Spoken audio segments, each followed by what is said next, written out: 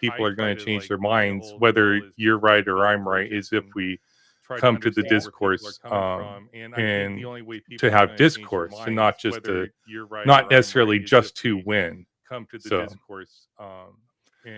uh, to have discourse, and not just to, not necessarily just to win. So, Mhm. Yeah, uh, exactly. If we just have a discussion, oh, I still want to debate you then on what biblical can be cosmology. more I want to fruitful. spend some more Yeah, time I mean, I'd studying still it though like the too. I debate did though that sometime. debate with oh, what's his name again? Josh.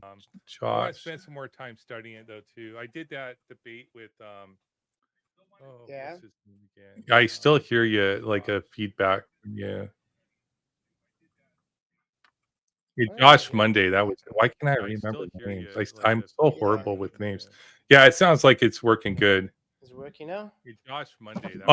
Yeah, so I guess like I do have some questions though. Like like if you could just give us a general overview, like I can share like, do you subscribe to like the ancient Hebrew sort of model of cosmology, or is it specifically just your interpretation of the Bible, or is it like a, what exactly is it, I guess?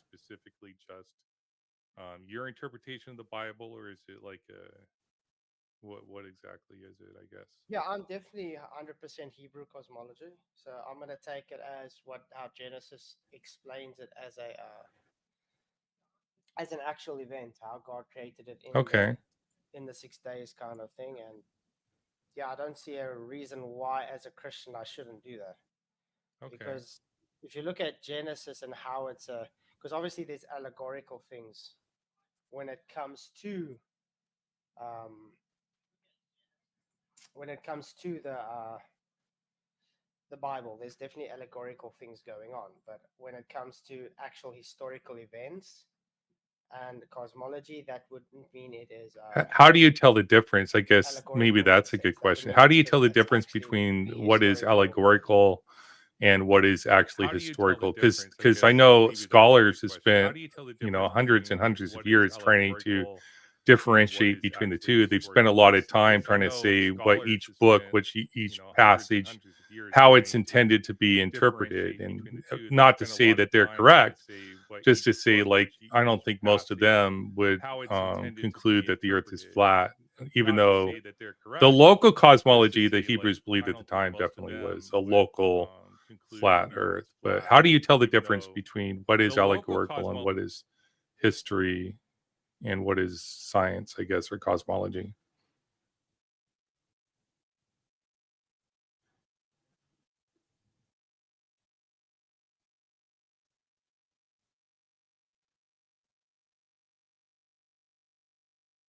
How, how many kids do you got? No, you don't have to share, but three. Nice. I have three.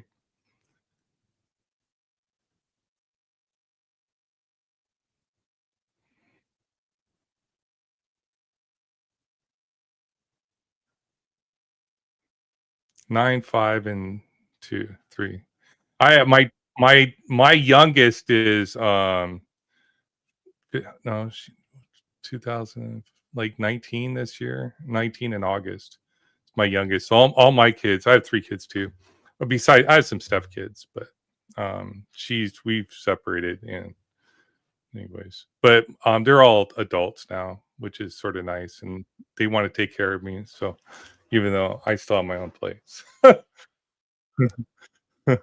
Okay, well so I I I think we got sidetracked with kids. So how do you tell the difference between what's allegorical? Let's just focus on history. How do you tell the difference between what's allegorical and what's history?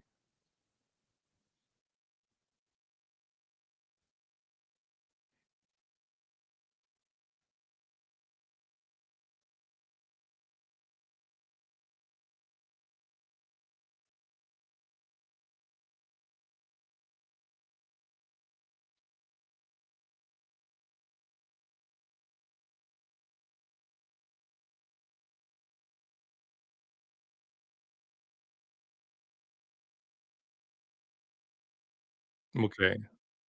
Yeah, yeah. So how do you, but I want to see a prophecy itself is historical. You could try to make the claim it was an historical fact that Daniel made a prophecy of the future, but then you have to be able to determine if that prophecy be able to interpret the prophecy to know if the prophecy came to. I don't want to get into the weeds about interpretation of prophecy or not, because this is about biblical cosmology, about the physical reality. Even though cosmology deals with more than just what's physically true, it deals with the whole religious belief structure. And religion, when I say religion, I just mean a system of beliefs that you accept, things that you accept as true, and that's related to your belief in a God that you accept as true. So that's all I mean by religion.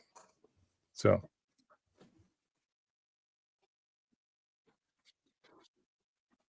what's physically true, it deals.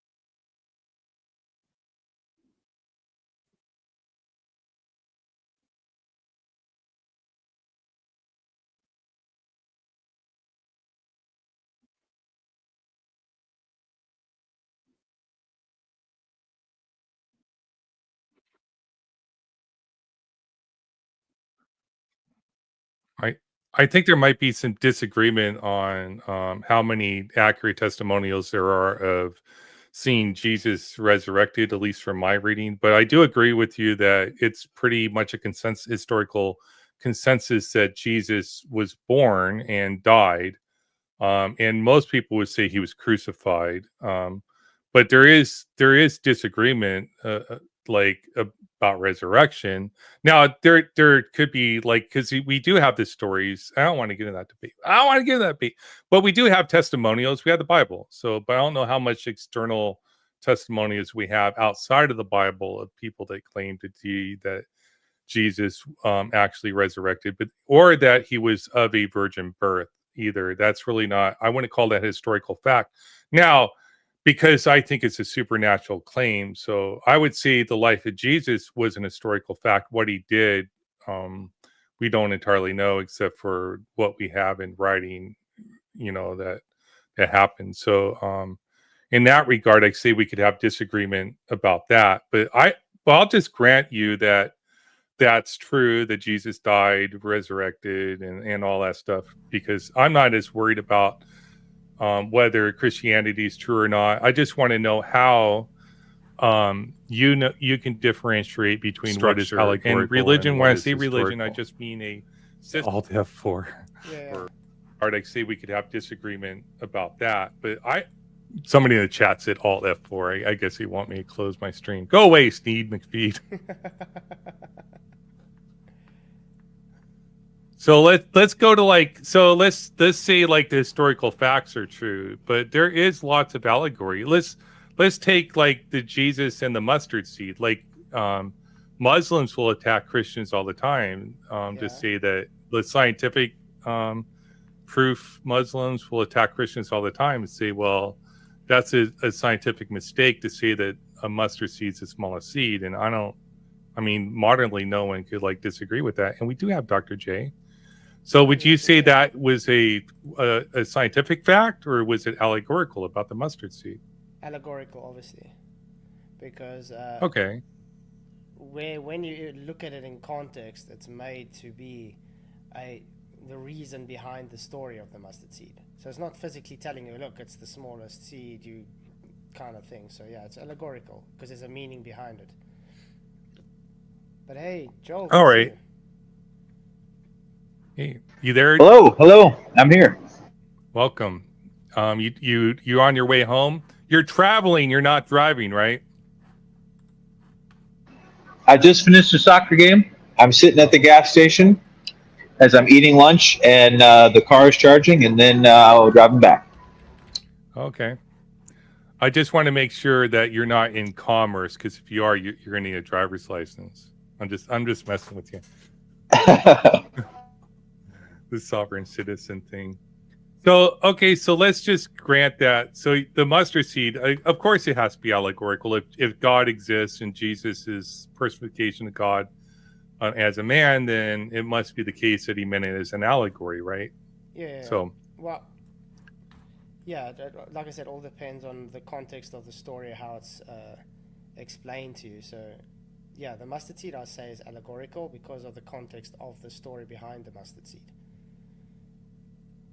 right, like big things come from small things. Basically, it's a good story. It's a good lesson to learn that you can. I've always told people that, like when I do mentoring and stuff like that, it's like you got to create a plan, and you may have problems as you enact it and stuff, but it's trying to achieve your goals that will lead to the places you need to be. Not necessarily that you'll achieve that specific goal. You might decide that you need to change, right? Because as you go through, sort of like life happens and stuff. But so if the mustard seed could be allegorical, then why couldn't? So can you understand how most Christians would think that even like the 6 days of creation could be allegorical? Well, what would be the story behind with creation? It's in Genesis 1, where God created the first day, evening and morning were the first. Morning and evening were the first day. Okay, because remember he created light in the first day. It was hovering over the waters. Yeah. That I think what would be the context for that, or would you say it was just a historical narrative pronounced by Moses, because that's what was said. That's how the first day was. This is what God did on the first day. So it wasn't in context of having a meaning of anything. It was just literally, this is what God did on the first day, and that's why it actually happened. Yeah, I don't know if you want to respond to that, Joe. Yeah. Is it possible that the meaning of Genesis 1 is to show that God's ultimate power and power over creation, but not necessarily to give the details of how creation was done? I don't know. I don't know if you would read it into that, because you would agree if you take historical narrative, it's an historical account. So I wouldn't take historical account as just allegorical or a story, as you would put it, because I think you guys are coming from the worldview that it's heliocentric model. So you already have it. It doesn't fit with the heliocentric belief, so therefore it has to be allegorical. Where I come from... Well, I think... Sorry? I was just going to say, I think I've had this debate long before I even had heard a single flat earth debate, when didn't even know anybody cared about flat earth. So it didn't really matter to me. Never heard anyone defend the heliocentric model, right? So like it just wasn't even a thing. And so there's different kinds of literature. And so I totally agree with you that a lot of Genesis is probably historical narrative. I would agree with that those stories are of real people and so on, and maybe not all of it, but some of it. But the type of literature of Genesis 1 may not be historical literature. Does that make sense? Even though they're both in the book of Genesis, maybe not all of Genesis is historical literature. In the same way that Daniel, the beginning of the book of Daniel, you might consider historical narrative, like there's a real Daniel that went to Babylon or whatever. But then the last part of Daniel is a lot of prophecy, which we would put that in apocalyptic literature. So I agree with you on the historical narrative, taking it as historical narrative, sort of. I guess I think the debate resides around, well, is Genesis 1 the historical narrative in the way we would say another part of Genesis is definitely historical narrative? Does that make sense? Yeah, no, I understand what you're saying. But when we take it with Daniel, you can understand the prophecies are allegorical, but the fulfillment of the prophecies are actual. So the fulfillment of the prophecies come to fruition, which makes it historically documented. Just like that's true. Yeah, just in the same way Genesis... Oh, sorry, go ahead. I'll let you finish. No, just like saying, just the same way where Moses was interpreting and conveying how God created the earth. It wasn't in an allegorical manner. It was, this is day 1, this is what God did, and this is day 2, this is what God did, and he did it step by step this way. So there was no language for allegory at all in Genesis 1. It was literally, this is how it was done, and that's how God did it. So I would say that not exactly the same, because Daniel is apocalyptic literature. It's not all like allegorical literature is the same. So it's apocalyptic literature. So I agree that the way it usually read apocalyptic literature is whatever it's an allegory to represent a real thing. Mm-hmm. And a Babylonian epic literature might have its own characteristics, but it's certainly like, I'm not saying it's not representing a real thing. The real thing is God's power, and that God ultimately has power over creation. So there is like a real thing behind the story of Genesis 1. It's just, it's not telling a detailed explanation of it took him he did it in 6 days and, did it in this exact order or whatever. Well, it does. That's where I disagree with you, though. It is very detailed. It does say, in the beginning was God. I mean, let's take 1 John. In the beginning was God. He was the Word was God, and God was with the Word. I think you're obviously also a Trinitarian. Yes. Yeah, and is that a specific account for saying, yes, there's the 3 Godhead there, or is it just allegorical to say, well, it could be 3, but it's actually just 1 God? But I'm going to agree with you that deciding when things are allegory and when they're not is difficult. And experts, quote unquote, argue about this all the time and don't agree with each other, and they all think they're right. Yeah. So, you and I could probably go through lots of things. Some of them, which passages neither one of you have ever thought in depth about, and not be sure, right? Like, it's like, oh gosh, I never really looked at this passage, right? So I can understand why Genesis is a particularly difficult one, of whether it's allegorical or literal. Yeah. And I would say if we really wanted to get into it, we could read a whole bunch of, and to be honest, Genesis 1 wasn't my expertise, so I haven't read an incredible amount about Genesis 1 and the different arguments for the allegorical method. But it does sound like we at least understand each other. Like, I totally understand reading it as historical literature, right? Like, yeah, I think others read that way, and I can understand if you read Genesis 1 that way, you would be, read it literally. I'm totally on board with it, but it's just that other people see it as a different type of literature. Yeah. Because I don't get those. This is the standpoint I'm saying. This is because I'm saying because you guys have a worldview of the heliocentric model. You understand. Let's, for instance, day 1, there's no sun and moon yet, but yet there's a day and evening. So now you're trying to logically, in your mind, say, okay, we know based on today we have the sun, and it's associated with the day. We have the moon, and it's associated with the night. So therefore, obviously, it cannot be physically that way. But how it was written in Genesis 1 was specifically, God said, let there be light. And God saw that it was good, and there was light. Okay, so when he made the light, and he said, this is the first day, there was morning and evening, this is the first day. The sun and moon weren't there yet.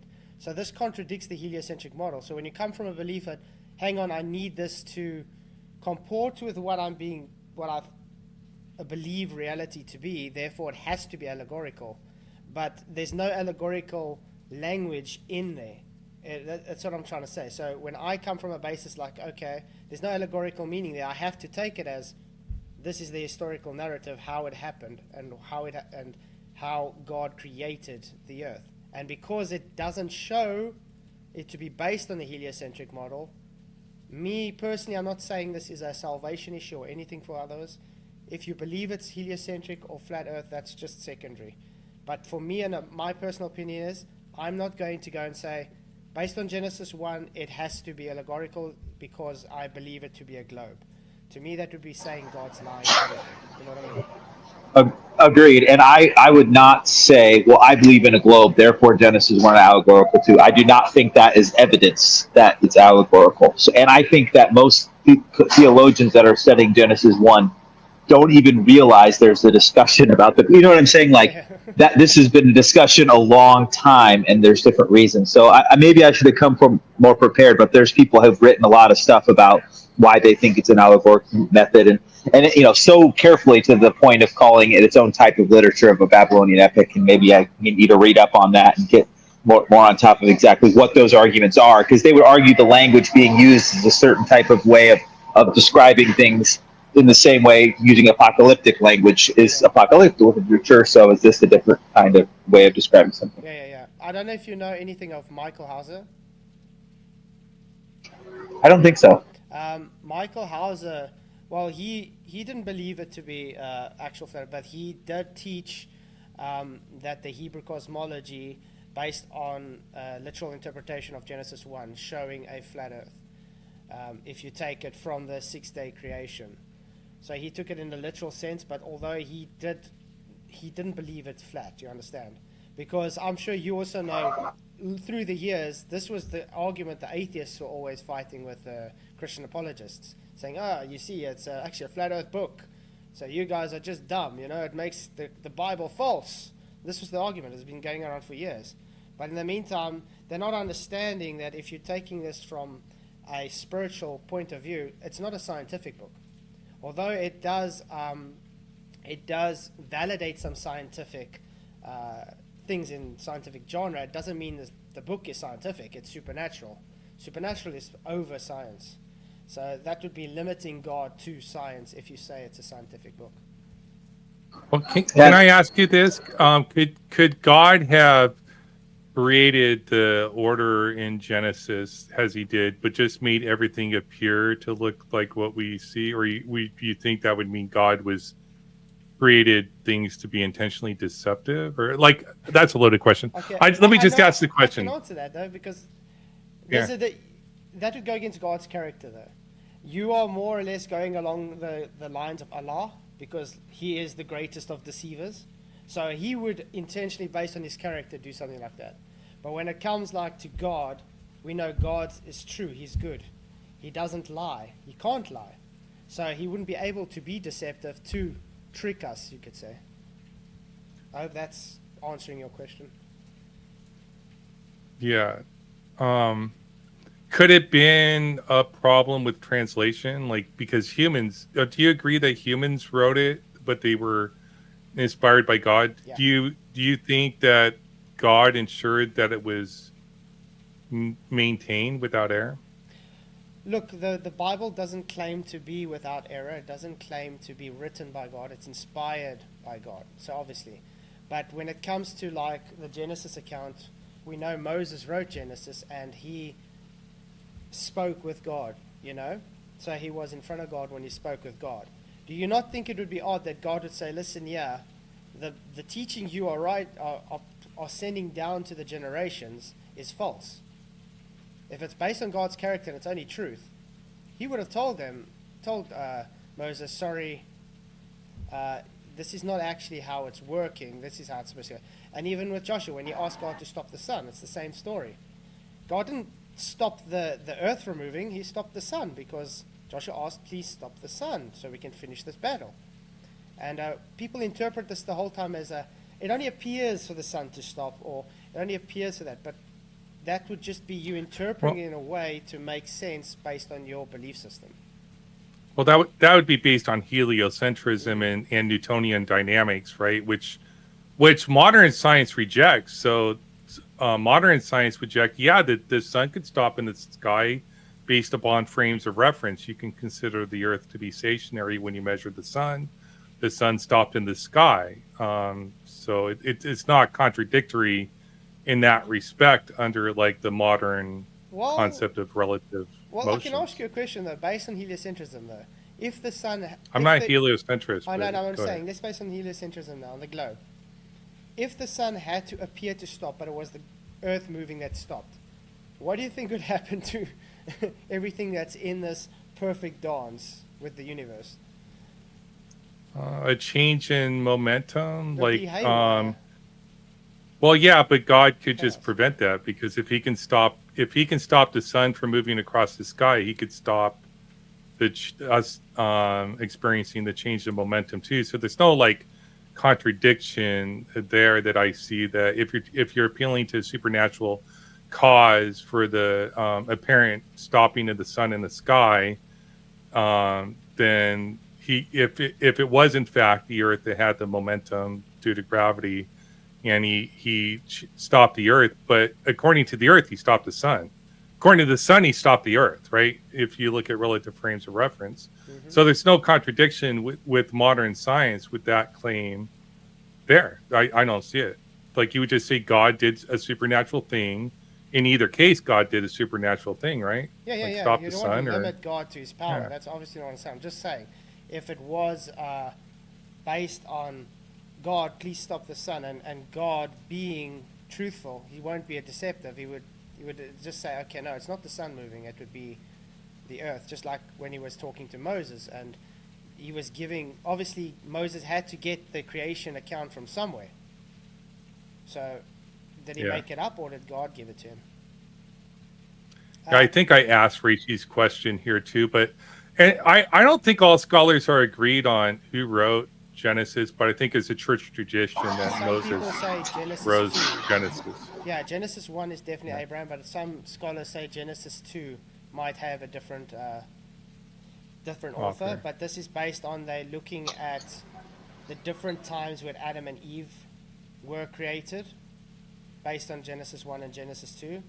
But there is a logical explanation to how they did this, I would say, because Genesis 2, it was just another time of where the animals were already there. So when they come with, okay, but Genesis 2, the plants, the herbs and stuff came after Adam and Eve. But in Genesis 1, Adam came before. Yeah, the plants came before Adam and Eve. In Genesis 2, the shrubs and stuff came after Adam. But you have to understand with Genesis 2, it's not contradiction because God had to wait for someone to till the earth. So there wasn't any shrubs and seeds and things to get tilled. When Adam was there as the subduer of the earth, he was able to farm now and use the shrubs and do the seeds and farming. And that's why it is in a different order, you could say. I don't know if Joel has any information on this, or do you think it's also allegorical for the sun in Joshua? Joshua stopped the sun, or do you think it was physically? I probably would say that's not allegorical, but on the miracle side, I just sort of be like, hey, God does miracles. I can't explain them, and I don't really care about the details that much. That's often, same with the resurrection. It's like, yeah, however that works, obviously broke a whole bunch of rules, and so I don't feel like I need to explain how it happened. I don't have a lot of personal impetus for that. Yeah, because I think you'd totally agree with me. Like I said, it's supernatural. God's supernatural, so he's not bound by natural law. So he's obviously able to do things that is above our understanding. And something I say a similar thing that you say, but I might mean something different. I'll say that the Bible's not a science book, meaning like what I mean by that is like, science. The Bible didn't give us the cure for cancer, right? The Bible didn't give us lots of scientific stuff, right? And that's okay. I don't care. The Bible wasn't a science book. And so I don't really look to the Bible to be like, was the Bible trying to explain to me the shape of the earth or just any other scientific type thing? I'm like, I just don't think that the Bible cares about this. This is not what it was written for. So I often don't think, well, I need to, fight with scientists because the Bible said this or that. Because I kind of feel like that's not what the Bible was, going for or whatever. So that's kind of how I handle that. 100% for you on this. That's why I say it's secondary.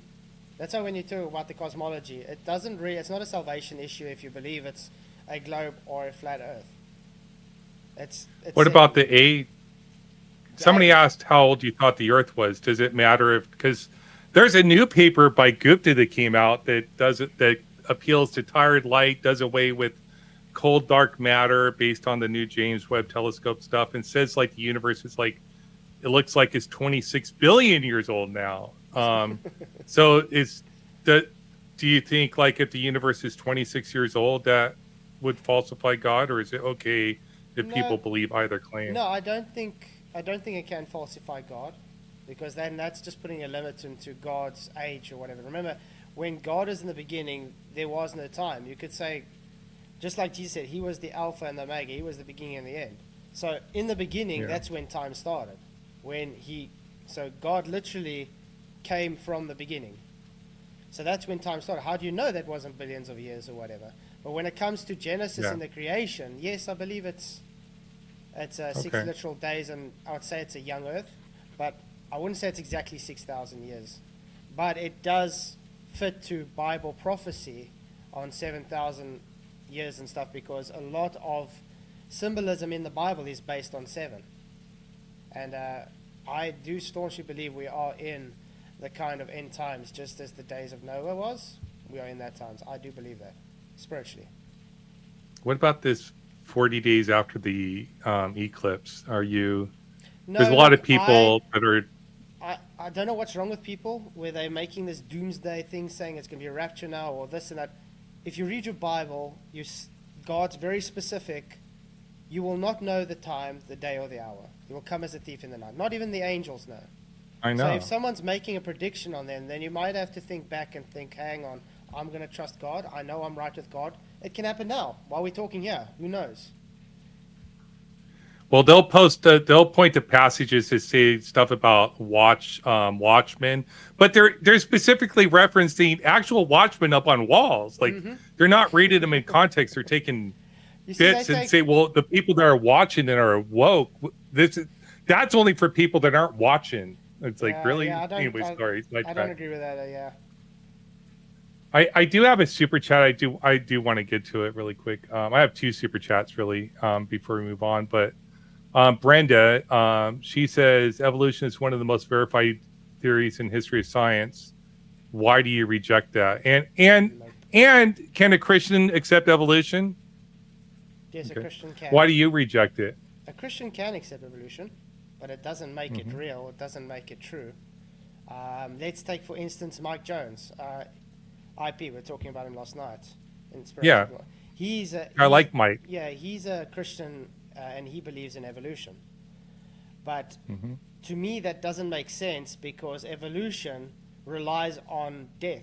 And God didn't create death.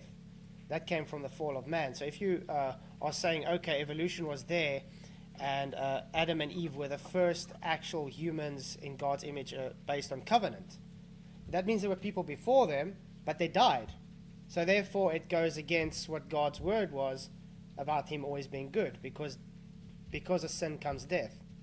And that doesn't make sense to me. That would be the hindering block for me when you say, okay, can a Christian believe in evolution? Yeah, they're all right, but according to me, that would be saying God isn't all good then. Do you see a problem with, like, in the United States, there's a lot of people that are becoming atheists. I think we have a huge movement towards atheism. But we also have a large fundamentalist population in the United States who believe the Bible's literally, even if they don't necessarily agree that it's flat, but they believe like in the 6,000 year creation, deny evolution, and all that stuff. And then these children, I think I may have wanted to ask you this before. Their children go off to college or whatever, and they have a crisis of faith. They become atheist or agnostic, if you want to be more technical about it. But modernly, everybody calls themselves atheists, which is fine. So do you see that as a problem when you hold to this rigid fundamentalist 6,000 year view and evolutionary view that your children may go to school and have a crisis of faith and turn away from God entirely because they learn science? All I do is I feel sorry for you guys. I do pray for you guys because I know what's going on. That's what I said. It's like in the days of Noah again, just like the Bible said would happen in the end days. You guys there's going to be a great falling away. Even for even the most elect are going to be duped into believing God's not existing, and they'll leave the faith. This is just part of the times, so it's not something that we don't know is going to happen. It's just part of the times. Yeah. But yeah, but don't you think like you'd have less people having crisis of faith if you didn't teach fundamental Christianity? That less people would fall away from God if you just allowed it to be allegory, that the only thing that matters was questions of salvation, accepting Jesus as your Lord and Savior, not and really. The rest of it's not as important? I don't think so. I think it's got both pros and cons kind of thing. There's a lot of Christians that hold to it because of them taking it literally. And there's a lot of Christians that don't take it because they find it allegorical, you understand? So it depends on the person and their upbringing, I guess, and what they believe. But so I don't think it can go either way. I don't know. I think the families that don't hold to as rigid of a concept have less problems with their children turning away from the faith. And when they do turn away from their faith, they lose the community they had going up. You see like all this, it seems like teen angst from 20-year-olds on Twitter or whatever, because they're pissed off that as far as they were concerned, they were taught lies their entire life about from their church and from stuff like that. But I don't know if you want to jump in, Dr. J. I've been talking a lot. Oh, you need to go?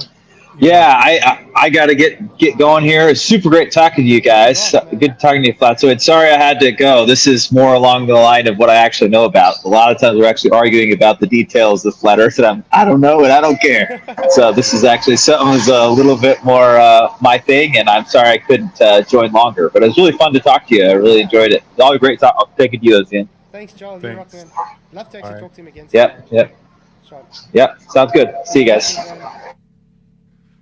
Yeah, I love having people like him on, and Isa who comes on, and we have Hussein that comes on. He's so we have a couple Muslim regulars that come on, and a couple Christian regulars that come on, and it's wonderful to have them on, that people can see that we can have these discussions without like calling each other names and stuff like that. And I think like people want to make this into the science discussion, but let me.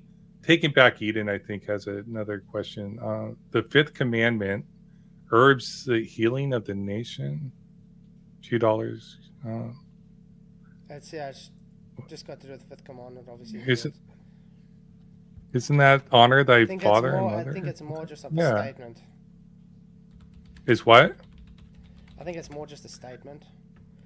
Oh, they're saying if you honor your father and mother, that it will help cure the nation. Land which the Lord God giveth. So it's got to do that God gave the land. So the herbs are probably the the promise of that. But yeah. All right, sure. Thank you, Taking Back Eden, for the $2 Canadian. And then he also, I always say she because Eden sounds like a female name, but it's not. It's not she, is he, it's John. Psychopaths in U.S. prison, majority except Globe. Majority are not psychopaths in prison. I don't know if majority accept the Globe or not. Majority of like people in prison are Christians or Muslim. But you'll be surprised how many people in prisons find faith. Yeah, a lot of them find faith in prison, but it doesn't matter if they believe in the Globe or not, and most of them are not psychopaths. Psychopathic. Yeah, I know. A lot of people, there's even people that's not supposed to be there. So it happens. As an I don't know what this is about. As an Aztec pagan, I'm in a unique position. Thank you so much, Platonic Cuddler, for the $2. Curious, you can tag me or whatever if you're actually live in Mexico or something, because we had a discussion about the Aztec cosmology a couple weeks ago. Is pretty interesting. They're all pretty similar, except that when it comes to the God beliefs, because I think I mentioned that before, cosmology deals with more than just the physical nature of reality. It deals with the whole picture, like what's true. I guess you could say, like that's what they meant it in the past. So let's go into that. Okay, yeah, but when it comes to religions, though, obviously I don't really view Christianity as a religion, although it's classified as religion, because it's more of a way of life. But quote unquote. But that's just the definition of the word. Yeah, the definition still makes it a religion. But I'm just saying it's classified as a religion, but I wouldn't say it is a religion. Yeah.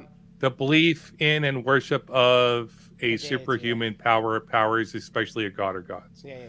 So you would just say I would just say for the believer, they're saying it's the true religion. The rest are false religions, is the way I would frame it. Obviously. Instead of denying English. But a lot of people want to deny English. Like a lot of people, I have no beliefs. Do you believe that's true? I'm like, no. You accept that it's true that you have no beliefs? No, you don't. Then what are you saying? But I mean, when it comes to, let's say, for instance, Christianity, is there any other quote-unquote religion that God is the one that comes and takes place of sin for you. Is there another Or is it- religion that? Let's put it this way. Maybe I should reword it. Every religion except Christianity would be you have to do works to get to heaven, or to get accepted, or maybe get accepted, or whatever. Christianity is the only one where God does something for you, which really puts it out apart from any other religion that you find. I'm not sure. Like Hinduism, like some types of Hinduism believe in the concept of reincarnation, but they would say it's about works to like evolve into the next being. But you don't die. Like you don't ever die. You're eternal. You get karma. A better or worse. But you see what I'm saying? But when in Christianity, you don't have works to get accepted by God.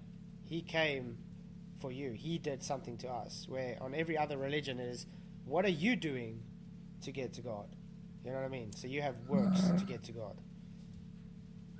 Well, Muslims say you're supposed to do charity and stuff like that, and I don't know if that's necessarily a bad thing, but Muslims also believe you might not get. They hope they get accepted. Into heaven. Well, that's Judaism was originally, right? Not every.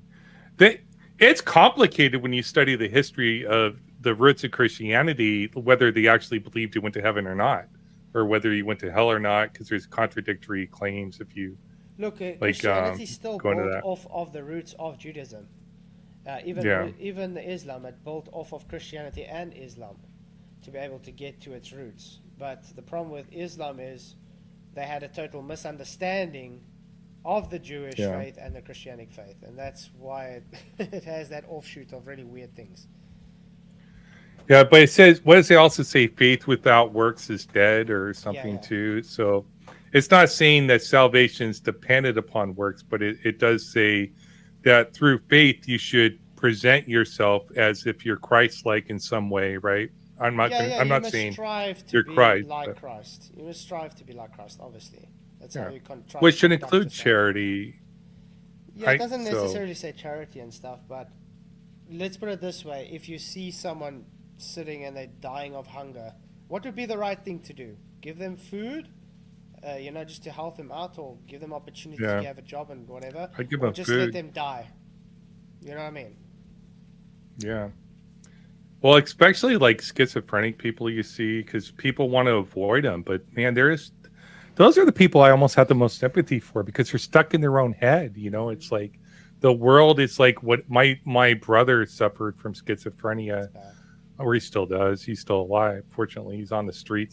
But he literally sees demons like attacking him, and he pulls out his invisible knife to fight off the demons. Yeah, it gets bad sometimes, but I mean, I've seen some weird shit in my life before, so I can't say anything. I've seen demons, so I'm not going to say he's not seeing a demon there. I mean, I've heard of people that's gone for deliverance from schizophrenia and they've never seen a demon after that again. You understand? Obviously, it doesn't work with everyone, because I do believe there is a psychological thing to it, but there is also sometimes spiritual things to it. So you can get deliverance for it sometimes, not all the time. Well, the Catholic Church has a position on that too. They've had it for a long time, that you're supposed to get, and Muslims do the same thing. They say we'll assume it's physical unless we have evidence that it's jinn or whatever it is. But they believe in 7 heavens or something. Yeah, like the Aztecs believe in. Well, do you believe in the 3 heaven thing, like Josh Monday? Yeah, but like the Muslims, they believe it's like 7 flat pancakes on top of each other or something. Something weird like Doesn't the Book of Enoch, like, if it's true, not saying Book of Enoch is true, doesn't it describe more than 3 heavens, I thought? I don't actually know that part. But yeah, the Enoch it's still part of the Ethiopian Bible though. But it wasn't accepted into the canon of the actual Bible literature of today. Yeah, 10 heavens. 10 heavens, yeah. But there's a lot of... Enoch goes into greater detail, obviously, and there's a lot debate on Enoch if it was a later a later made author, or if it was actually Enoch itself, kind of thing. Because you can accept it or you can't, but I do accept some of the things said in Enoch, but there's some things that are things that I don't know if I can just take it. It's like Brenda says, Enoch is a fraud. This is what I asked Brenda. Yeah. Prove it. Yeah, I know. I don't know what the scholars say. Dates ranging from 1st century BCE to 10th century CE. So they're not sure. Yeah. It doesn't look like they agree I think when I it was saw a thing the written. other day where they found a manuscript or something for Enoch was like 5,000 years old. I'm not sure. Of Enoch? Yeah. That would be interesting because I'm seeing. I don't know if we have any paper manuscripts The that are archaeologist's 5,000 years old. 5,000-year-old book discovered underground Egypt. But was it Enoch? Horrifying message, captivating Egyptian landscape. I'm just trying to see. Yeah, the old book of Enoch. Here's the link. word. Okay, I'll send it to you. Cool. It's actually quite interesting. Private chat. There we go. Yeah. And I can somewhat stick it in YouTube for the other people as well if they want to. Yeah, you might not be able to. I had okay. issues, so I turned off. No, I can have the do it. same issues. That's what only my mods can. You get some, Yeah. some sick people. I had the Ubercast. I think I talked to him before in Discord or something. He wanted to come on. He said, "Did you know him or?" Ubercast. It's Travis. Yeah. He's the Ether Band guy. You know, Oh. I don't know if you know him. Usually it talks about No, the Ether Band. He usually talks about what? The Ether Band, like the Horizon and showing the Mirage Ether Band. That's the guy that usually. Oh, okay. That's probably where I know him from then. Well, don't insult him if he's going to come on stage, guys. Pigus. You should respect the guests for coming on stage and explaining their worldview. If you want to come up with... And just to let the guys know, Travis doesn't agree with me that the Bible teaches a flat earth. So he's actually with you guys on this. Yeah. Is he Christian? I don't actually know. But he did study Christianity for long, he says. Theology. Okay. All right, so I do have a couple questions, and I don't think we ever really go into this well enough. Mm-hmm. Oh, let me ask Brenda. I got tagged with a couple questions. So Brenda asked, I'm not going to say zombies. I did say zombies.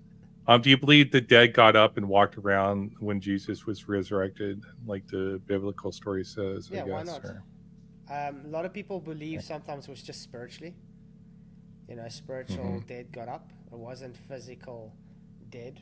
So that's how you have to take it into context as well, how it's written in Hebrew, obviously, and Greek, whatever it's translated from. You have to look at the strong concordance and look at the etymology of the words.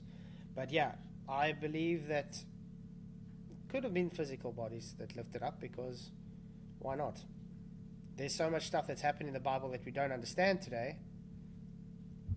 But what happened to them afterwards would be the question. I usually go to a couple sources depending on, like, if I want to know what Catholics believe, I go to Catholic.org, I think it is. If I want to know what traditional Christian views on certain passages, stuff, I go to where I don't try to interpret it myself because I don't have the context like necessary to interpret it. I see atheists do that all the time. They'll pick one passage and interpret it alone. And to me, this seems like a straw man a little bit. Like, if you're going to attack somebody's worldview, you need to actually understand what the worldview is first. Yeah. But we have Isa too. So you more or less know how's it going on. Hey, Isa, good to see you, man. I'm good. How are you? Good to see you too. One of the debaters I like on modern day. Oh, thank you. I appreciate that. He needs to be on more often, I think. Yeah. And I think his conversation with David Wood was very good too. And shout out. I asked.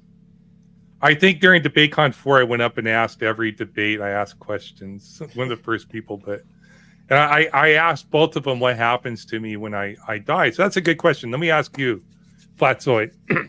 I'm this stupid guy that's been an atheist his entire life, that rejects God and says Romans 1:17-20 just proves to me God doesn't exist. If it's true, if some interpretations of it are true, not everybody agrees with that interpretation, of course. So what happens to me when I die? Well, based on Christian theology, the only way to heaven is not to reject God, to accept Jesus Christ as your Lord and Savior, that he died for you and rose again on the third day. So understanding that if you rejected God, because he loves you so much, he will not keep you in his presence for eternity, because you're choosing to be separated from him. So obviously you will unfortunately be heading to the same place as Satan and the demons. Yeah. And really quick, that David Woods. Yeah, David Woods has a storied past with his father. Yeah. His father survived, and he found God while he was in prison.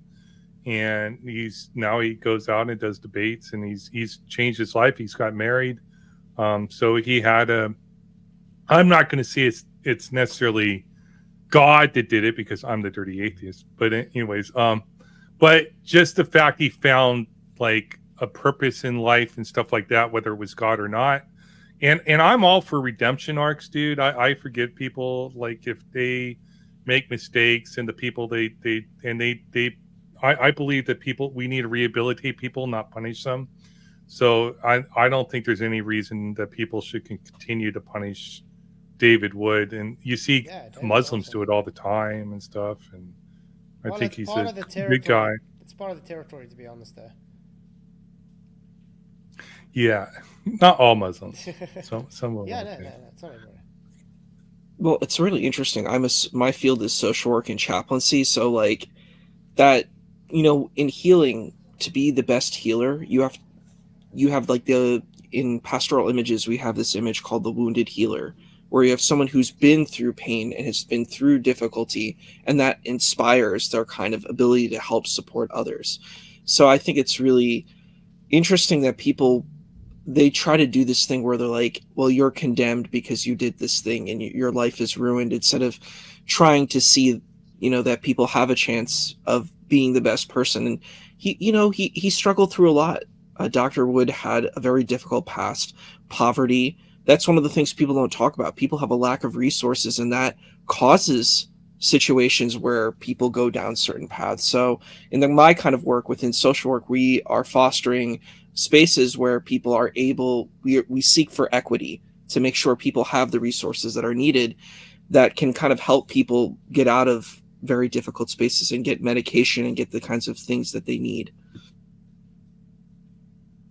to succeed. Yeah, I think everybody needs a chance. Like, some people are sick, and we need to keep them locked up to protect them. Society from them. But David Wood's not one of those. There's those that made up their mind. They will always continue to do what they do. Yeah, I think some people have mental illnesses, like I always bring up Ted Bundy. Well, yeah, he found God, though. Mm-hmm. So let's go into biblical cosmology. Or Earth. Okay, so because I'm sorry, like, I hear like explanations. I don't want to get an argument with container. We'll just pretend there's a container that exists.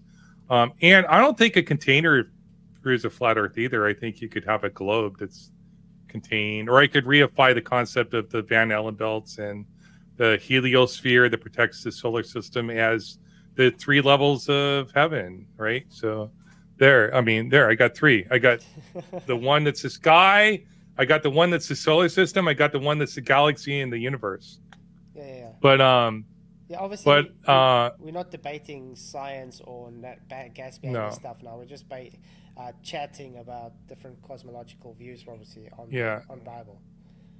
But do you have like a mathematical explanation for like gravity within your view? Because I hear buoyancy and stuff like that, but I don't see like it kind of just be God did it, like he God just did it. creates gravity. That's then just it's a force that exists that God created.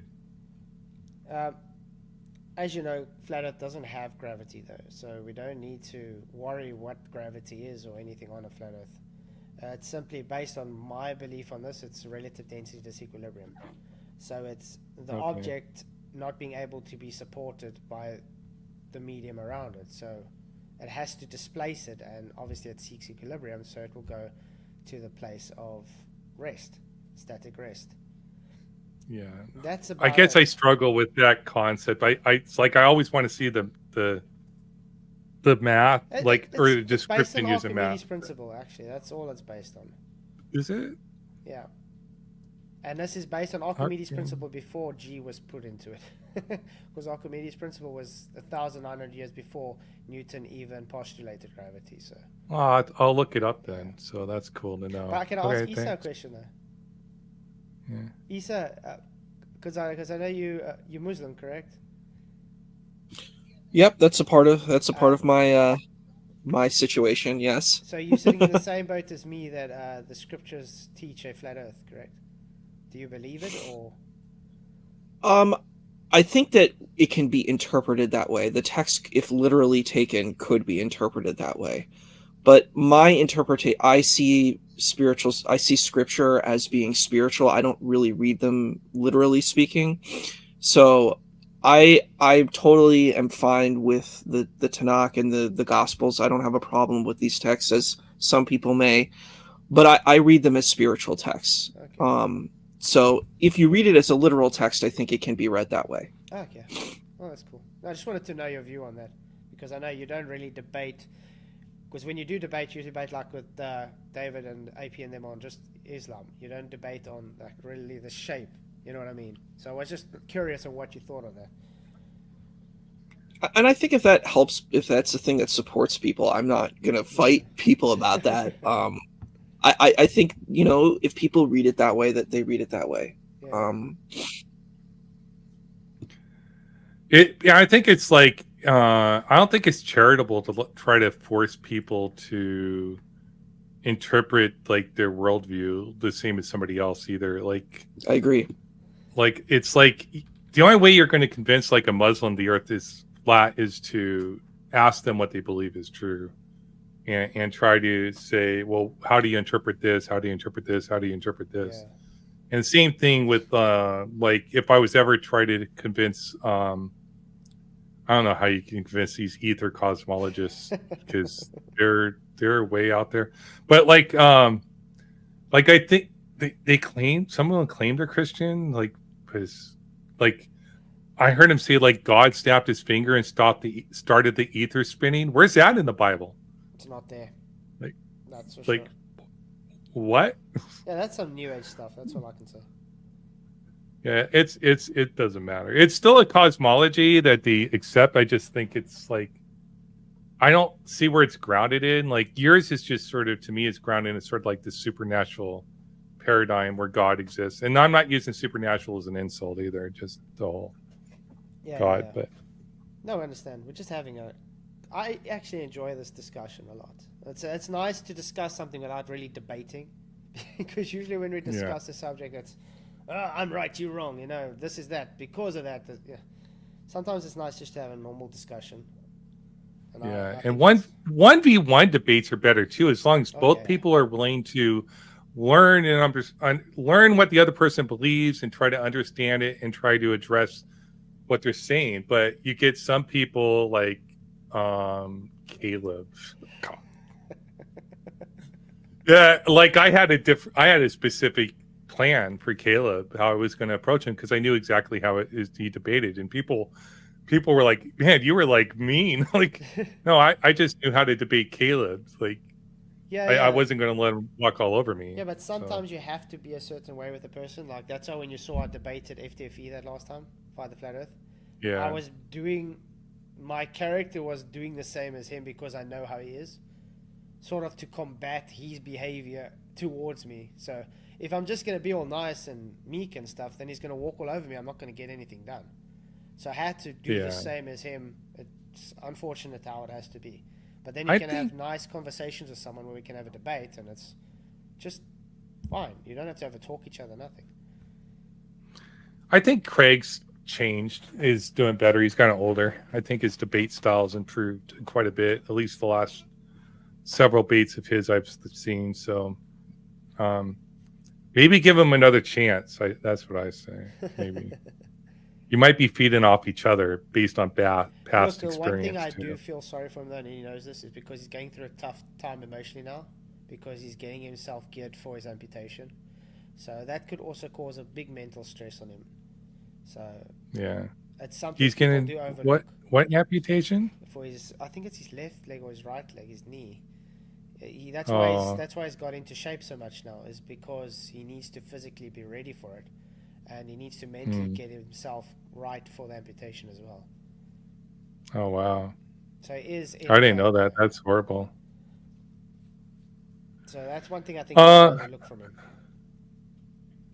Yeah, I don't understand like live music. Like, why do you think I'm intentionally deceiving, lying? Because Witsit told you I was? Like, is that why live music? Like, I'm not intentionally deceiving people. I say what I believe is true. So, anyways, just because somebody tells you I am doesn't mean I actually am. So I don't think MC Tune is either, even though I don't like how people pick on people how they pronounce words, because I suck at pronouncing words. Like, and flat earthers will pick on me the way I look, my twitch, my pronunciation, call me intentional deceiver, liar. I'm like, whatever. Like, even I'm like evil me, I because think in Afrikaans, so I'm translating to English while I'm talking. And sometimes like I have to read a word 3 or 4 times until I find, oh, that's the word I'm reading. Yeah. For pronunciation issues. Yeah. It's based on what you've heard about me that I intentionally deceive people. Okay, whatever, dude. That's a shame. Like, I don't know why I would ever have a conversation with somebody who thinks I'm intentionally deceiving them. Like, right? Like, I don't think anybody here is intentionally deceiving anybody. They could be wrong, but it doesn't mean they're doing it on purpose. Well, let's look at the discussion we're having now. I don't see anything deceptive in the discussion we're having now. We're just being open and honest about our beliefs and what we are talking about. So I don't see anything deceptive here. I think when it comes to debates, a lot of the times people tend to have deceptions, maybe, to try and win their cause or their argument. But when it comes to discussions like this, I don't think there's deception, because you're just having a discussion. It's not like you're trying to win any argument or anything. Yeah. I try not to even do that during debates, but I make mistakes too, but it's not intentional. Obviously. Like I might misunderstand what somebody's asking me, like, or they'll ask like a 3-minute question. It's like, dude, can you just ask the question? What?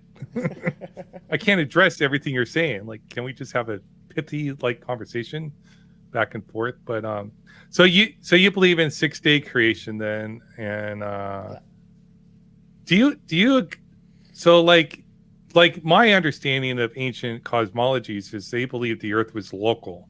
Like their concept of world was the local world, like what was around them. Like, can you understand like where people are coming from when they say that about the Bible? Obviously, because a lot of they were very limited to how far they could travel. But when it comes to Hebrew cosmology, it's also very based on the fact that they have 4 corners from the ends of the earth, so they understood it was beyond. It wasn't just local, it was as far as you could go. That's why they have the boundaries, and that's why the Hebrew cosmology has it in a sort of disc shape till the firmament, the dome, as its boundary. So, but yeah, when it comes to some civilizations, they did actually just believe local, because that's all they knew. They didn't know anything beyond. Well, a lot of them believed there were 4 like pillars or foundations that held up the earth, because it's sort of the way I've heard it described. And I mean, across the world, India to North America, where we have records of stuff, they sort of had these concepts where there are 4 foundations. And the concept was sort of like a house, right? You go out to the water, you go to a lake, and you pick up a clod of dirt and you throw it into the water and it sinks to the bottom. So, but they're on land that's not sinking to the bottom. So how's that happen? So they think, well, we must be up on a foundation like a home is to prevent us from being flooded by the water. But sometimes we do flood, so these concepts of floods from underground, from the skies, from the seas happen all across the world. Yeah. Like they have these concepts.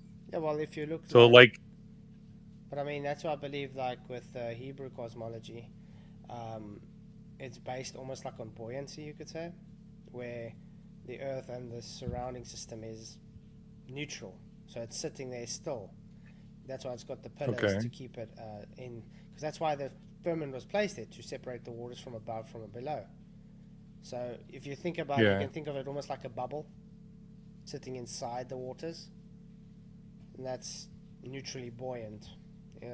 It's the most simplest word I can say. yeah. I'm trying to imagine that, but and with the pillars, some of the concepts were like they were on a boat, like or like Indians, like people always the straw man like of the earth on the top of elephants on the top of a Oh turtle yeah, like a turtle and stuff. Yeah. is a real cosmology. So some people, one of the cosmologies was it's like turtles all the way down. Like people say that was an ancient That's what cosmological they belief believed. in like either areas. And another one was like there was a snake, like a giant serpent that Uh-huh. the turtle was on the back of the snake. The snake was like a circle that everything was enclosed in.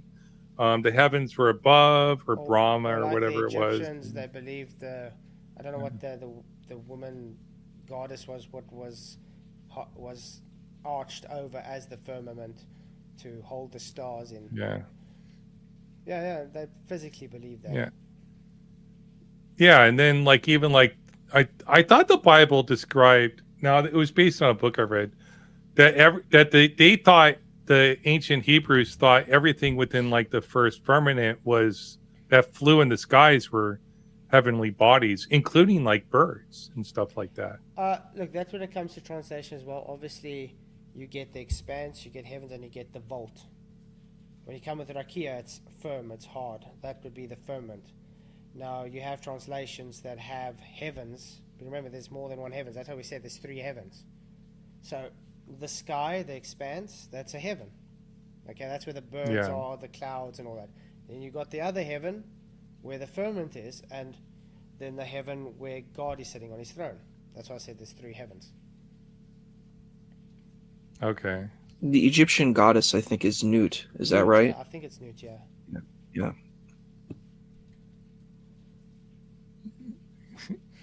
Live music's all mad at me in the live chat. It's so funny. Live music. I don't believe that your comment is out of the blue because these people are making this argument that I'm an intentional deceiver ever since I debated Witsit, where Witsit made that argument during the debate. So whatever. Yeah. I'm going to be back 10 seconds. I'm just going to blow my nose quickly. Okay. All right. How you doing, bud? I'm good, man. This is a good conversation. I know people want to come on. I don't really want to make it a debate though, Brenda, but if you want to come on to have a chat, I'll talk to Platzoid. And eventually we'll have a debate coming up on I think biblical it's good to have a cosmology. conversation. I think it's a really good thing. It's just, you don't have to fight about it. People have different worldviews, and you can respect different people's worldviews without, slamming them. And I think that's doable. Yeah. So like birds and stuff, anything that flies in the sky, do you think that, like they're heavenly bodies, or is it just like planets? I wouldn't say they're like, heavenly bodies. I'd just say they fly in the expanse, the heavens, as they put it, with the clouds and all that. Okay. Because God did make the birds too soar in the heavens and made the fish in the sea. Okay. Just So it does fly say between them. soar through the heavens. Yeah. Okay. But when you get, that's why we say we have three different heavens. When it comes to the luminaries, like the sun, moon, and stars and things, that's in the firmament. So that would be like if you take, for instance, a bowl and you turn it upside down, and you got things. That's how you can picture it. So it's there in the firmament, and where you have the heavens underneath would just be sky. All right. What about people that say like the sun's in the clouds? Like they'll show pictures of the sun in the clouds. We've seen videos like, and stuff where it shows in the clouds. So it's shown where it's even below, and then the horizon's even higher. That's why I am definitely on a thing where I don't know what the sun is. Obviously, just a light, as the Bible says. So I wouldn't say it's Yeah. a physical entity there. It's just there as a light, because it is there for times and seasons. That's what the Bible says it's there for. I don't believe day comes from the sun. I just believe it follows the day, because, like I said before, Joe left. Genesis 1, and the fourth day God created the sun and the moon. One to rule the day, What about one to rule the night. what about the heat and energy, like for life? Like, do you think we need Yeah, we need the sun for life? Yeah, we need photosynthesis. We need the sun for the life, obviously. When it comes to, that's why I said the light was there for the day, and that's why I said it's literal days, because when God created plants and everything, He made the sun the next day. He needed the sun there so it could give the plants energy to be able to live. And Yeah, that's why, well, they knew at the time. yeah.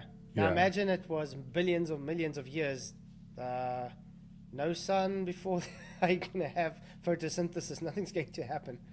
You know what I mean? So that's why I do believe that's one of the validations to say it is literal days. Well, I would say it's like the order is not important either, but I understand where you're coming from when you say the order is important of creation. So I would say that the order is not important, that we could believe in modern cosmology and just say it's allegory, and it just saying God created everything that exists is what it means to me. If I was a Christian, it would mean that God created by His word, created everything that existed. Now, I always have questions like, what's word? Is that like are we like, what are we made out of? Like, what's the substance of us? I don't think there's an answer for that theologically. Well, if we look at how God created Adam, He created him of the dust, and He breathed light into him. So we are, in essence, made of God's creation and God's essence, because He breathed life into us. Yeah. So you think like all of creation is God's essence, like when He, like, by His word? Part of Okay. it, yeah, definitely. Do you think we're separate from God, or we're part of God? Or I think when we had that fall of sin, that separated us from God. That's why we had needed Jesus to come and to give us that bridge to be able to be back with God. So that's why Jesus came and died for our sins, so that we're able to bridge that gap, so we're able to close that separation. Obviously, we have, like we said earlier, it's given us free will. God is a God of love, so He's not going to force us into submission. He's not going to force us to want to, spend eternity with God. That's why He gives you a choice. At the end of the day, it's your own choice. Yeah, I understand the theology, but I always want to know, like, so if God, like, if we are created through God's word, or like the earth itself, like the planet itself, the firmament itself, are we made from the essence of God, the word of God? Are we part of God, separate from God? Not just our souls, our humans itself, but the whole planet. Well, I think because He created the planet first. I think we all part of it. If we can even take this into like the first law of thermodynamics kind of thing, nothing creates itself, and because God is supernatural, He in itself is the beginning. Okay, so by essence, everything that comes off is transferred and transformed into matter. So we, by essence, by default, is part of God's essence. Okay. Some people would consider that heretical, but I just curious. But your view actually is less contradictory, because otherwise it's like God made us out of nothing. Like, it's like, doesn't make any sense to me. It would make more sense that God created us from His essence. Yeah, because that's what I say. We nature bound. God's not nature bound. He's supernatural. So we have to abide by natural law. And therefore, okay, God had to create us with the essence that He already had. Yeah, Max, if you're there, if you want to take care of that, I don't think you need to warn them anymore. That's too many times. Like, if people want to participate in our live chats, you need to respect the people in the live chat. No attacking each other. Anyways, Even if you disagree with them, you can just discuss the topic. And the topic is biblical cosmology, not somebody's identity. Stop attacking identity. You attacked my identity, now you're attacking Brenda's identity. Like, I don't think you need to be part of our live chat, but you're welcome to watch the streams anytime you want to. But Sure. Sorry about that. Like, I can't. It's not that it's a safe place. It's just, it's understandable. yeah. Yeah. And we have Blessed Be He that's here all the time. She's here. Yeah. Anyways, where's this at? There. All right. There we go. No one said that, Platonic Cuddler. So, anyways, you can disagree with people's identity. You just can't attack them in the live chat. It violates YouTube's terms of service. You can't do that. Just talk to people like they're there to engage in the content. Here's Brenda asked. This is a good question. Do you believe that God is inside or outside of space-time? I think Brenda knows that space and time are just man-made concepts. So, as I said also before, God in itself is time. So God came in the beginning. Okay. In the beginning, there was nothing before the beginning, which God was. So God in its essence in itself was the beginning. And that's where time, quote unquote, started. And that's why I think also when you get to heaven, it's a different type of time. It's not time as we see it here. That's why it has eternity. Because we are based on entropy. We are based on a sinful nature, which everything leads to death. So obviously, everything dies out. Maybe I can reframe it. Let me reframe it to like try to steel man your worldview and ask the question: do you think God's nature is of change, or like the concept of time of changing with time, or God is outside of that change? Outside is definitely, because remember, God can't change. The Bible specifically says God's words remain the same today, tomorrow. Sure. So he can't change. Yeah. And so most Christian theologians would say that God is outside of time, because time implies the philosophical concept of time is change. Oh, yeah. So is God inside of physical reality or outside? Do you believe that the essence God created is material? Let's put it this way. God is, he has to have a natural side to him, because obviously he had to have Jesus come as a human. He incarnated Jesus come as a human, so he had to have a natural side of him. He is three persons. To be a person, you have to have natural tendencies, so you have to be natural. But he is spiritual, so he is first spiritual with natural beings, especially because God said he created us in their image. So because we create in God's image, that means it's something natural. There's matter, obviously. Okay. Yeah, I wouldn't take that literally myself. I would take it more like when we're creating in God's image, it's more the idea that we have souls. And that's been the traditional view, I think, within Christian theology for a long time now. That's what I said. We're based on the persons. Yeah, how can I put this? The essence of the person. So you're based on the help, let's say the Holy Spirit. You're based on Jesus as the Son. You're based on God as the Father. You're based on the essence of them, their godlyhood, you can say. Sure. So then why couldn't the essence of Jesus just take on skins, take on a human form through birth, but he's not physical when he goes back to heaven? Why would he? Because that's a spiritual realm. Necessarily be physical? That would be a spiritual realm, because remember, we on earth now are in a natural realm. That's why God had to physically come down as human, to come as in the natural realm, to be one of us naturally and show it could be overcome naturally. That's why he had to die as sinless man.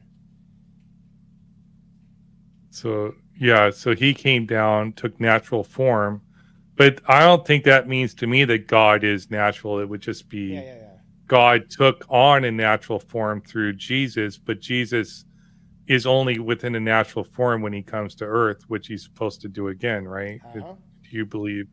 Okay. Yeah, that's why when they say Jesus is only begotten Son. So he was born into human form to show. I mean, he had to. That's what they say. When you understand, we're all born into sin. Okay, so we're born as physical matter, as a human into sin. God had to come and do the same to be born into the sin, but not sin. So he would be pure blemish because it had to do with his sacrifice. Remember when Judaism, it also got to do with this whole talk with the red heifer that they are going to sacrifice. It's the same symbology. You know what I mean? Right. So he had to be without blemish. He had to come and he had to die for everything without being guilty. So he closed that spiritual gap between us and God.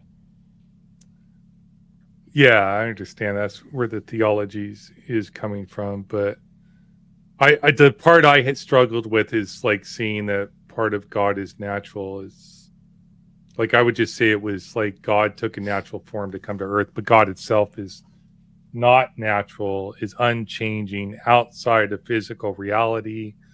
He's able to somehow interact with physical reality, but that mechanism is unknowable or is unknown.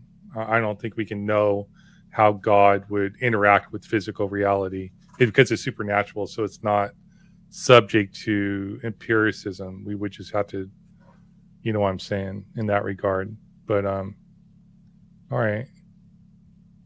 It's not parroting, whatever. I should not read the live chat, but I don't have anybody else on the stage.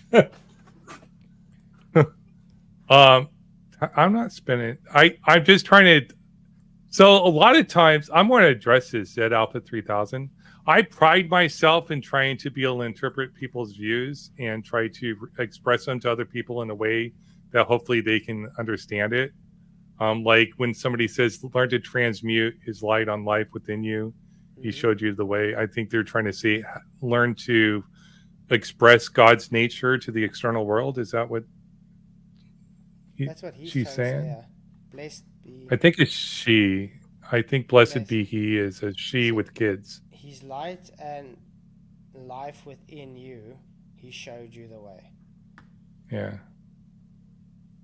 I think that you can take that in two different ways, though. You can take it spiritually as Jesus was symbolic for how you should live, or you can take it naturally, he just came and died so you would know the way. I don't know, is that maybe what blessed be he is saying?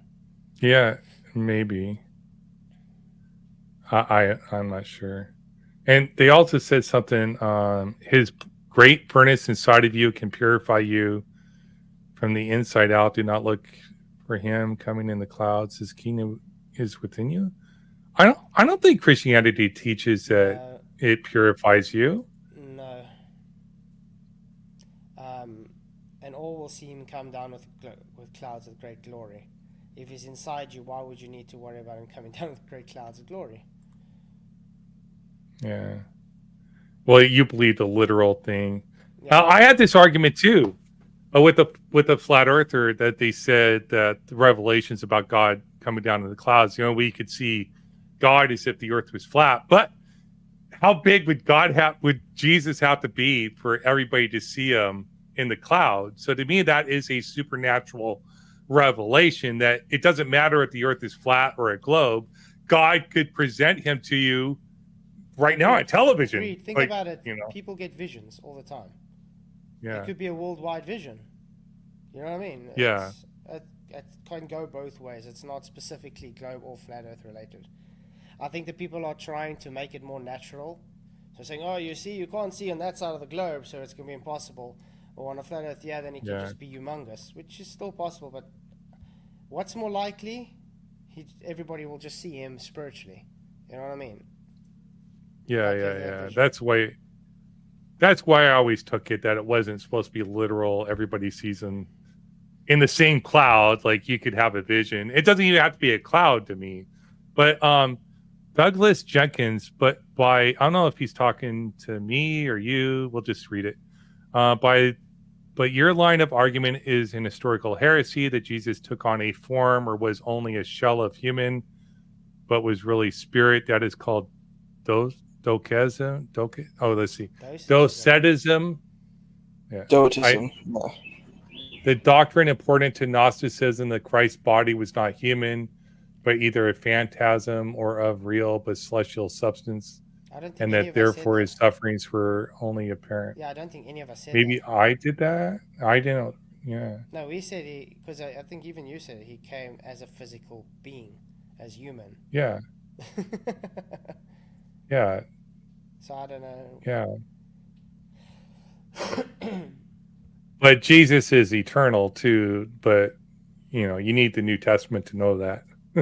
Well, some people have apologetics of the Old Testament to say that the Old Testament proves the Trinity true. I don't know how they do that, but I've seen people try to make that argument. Do you think the Old Testament shows the Trinity is true, or do you think you need the New Testament? You need the Trinity does give prophecy into God in the Trinitarian. So, yeah, definitely. I mean, if you look at Isaiah when he's prophesying Jesus getting crucified on the cross and dying for us, the Messiah, that's part of the Trinity because it's part of the Son, the Father, and the Holy Spirit, and then this Holy Spirit had to come down. Or when Jesus got baptized at John the Baptist, the Holy Spirit came down on him after God in heaven came as, this is my Son who I am well pleased. So they're already speaking about the Trinitarian God in the Old Testament. All right. I mean, Jews disagree. It's just the Jews don't read it that way. They're still waiting for the Mashiach. Yeah. That's the only thing. Yeah. Yeah, I've read the Jewish apologetics for why Jesus was not the Messiah. And it's funny. Did you watch that debate between Daniel Hikikachu and the Jewish David? No. Yeah, he used atheistic arguments against Judaism. I was like, okay. The Muslim did. Why would you do that? I think the last one I watched with David, whether Hikikachu was against IP. Yeah, I think that's the last one I watched with him. His arguments are, it's like, dude, can you just? Yeah, I don't know. David's very strongly staunched in his beliefs on what the Torah, Daniel, the Quran says. Like Daniel. So he's got different views compared to a lot of Muslims I do talk to, because he's very straightforward. I know. We're not going to go into some of the topics he's okay with. Yeah. Oh my goodness, dude! It's like I can't believe why you offered apologetics for that. You don't have to. Well, I'm denying God in the Quran. I'm like, most Quranic scholars don't do that. Yeah. Like, yeah, it's sort of interesting. I don't know if I ever want to talk to Daniel. Someday I should. He won't debate me though. It'd be interesting to debate him though. I don't know. I want to do it like the Matt Dillahunty though. Oh yeah. I'm supposed to debate Andrew Wilson. Hope so. What were you gonna say? No, but I said Matt Dillahunty as well. He's actually a very good debater. Oh yeah. He's a good a skeptic debater, and he understands the philosophy too. So he doesn't like make silly arguments. Like a lot of people think they're skeptics and don't understand the philosophy behind it. Yeah. And so they straw man and they do external critiques instead of internal critiques. And they don't explain the difference. Like, this is why I reject it versus this is why you should reject it, right? Yeah. I think that happens a lot in these flat earth debates too. Like my debate with he always says, he's always telling me why I ought to reject the claim, but he's not doing an internal critique. He's doing an external critique based on things I don't accept. Yeah. So that's not convincing to me. You should explain why you believe it's true, not why I ought to believe it's true. I think we lose that. Yeah, I can see that a lot of times. I try to do that in my opening, but people don't even listen to my opening arguments. So we're already we should just go to open discussion, but I think we had a good conversation. It's gone on 90 minutes. And I know it's not really a debate. We could get into all the details and stuff like that, but biblical cosmology is more than just the physical nature of reality. It is about the whole mythos around the thing. And Brenda says flat earthers never debate. I think a lot of people struggle with debating. Brenda's pretty good at debating, deconstructing claims and stuff like that. So I don't think it's fair to say flat earthers never debate. I think a lot, like last night, the Christian, he could not debate, and T-Jump just owned him. And T-Jump was being T-Jump too. That's the nice thing about debates, though. You can have your own opinions. Yeah. Yeah. So with that, you have anything to close out with before I just do short close notes? I'll give the floor to Isa first, and I'll give it to you to do final words before I close out. But you have anything to say, Isa?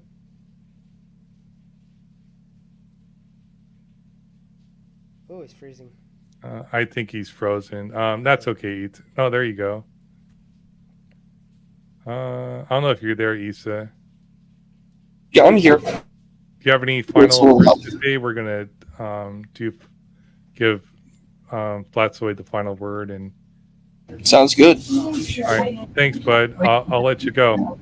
I'll talk to you again later. Sure. Peace.